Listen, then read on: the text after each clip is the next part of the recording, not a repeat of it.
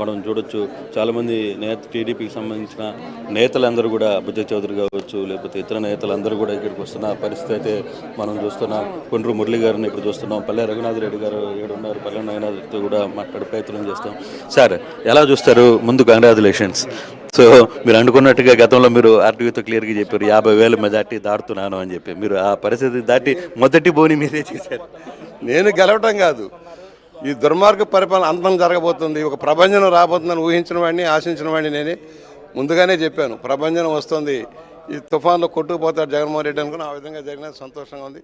రాష్ట్ర ప్రగతికి ఇది దోహదపడుతుంది. రాష్ట్రం తెలుగు జాతి ఔన్నత్యం కాపాడడం కోసం ఆంధ్రప్రదేశ్ ప్రజల ఆశాకిరణంగా చంద్రబాబు గారి నాయకత్వంలో మంచి ప్రభుత్వం రావాలని, పవన్ కళ్యాణ్ గారి సారథ్యం వారి సహకారంతో ఒక మంచి వాతావరణం రాష్ట్రంలో క్రియేట్ కావాలని, పారిశ్రామికంగా అభివృద్ధి చెందాలి, ఉపాధి కల్పన జరగాలి, పేదరిక నిర్మూలన జరగాలని మేము భావిస్తూ ఉన్నాం.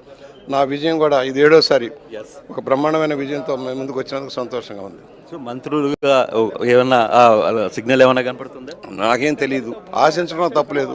ఏమిస్తారో నాకు తెలియదు, తెలిసాక మాట్లాడదాం. సో ఇది పరిస్థితి.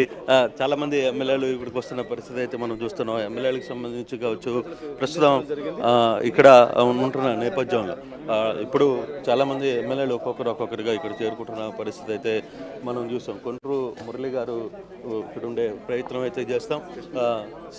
రఘురామ కృష్ణరాజు కూడా ఇక్కడికి వచ్చిన పరిస్థితి అయితే ఉంది. సార్, ఎలా చూస్తారు ఈ విజయాన్ని?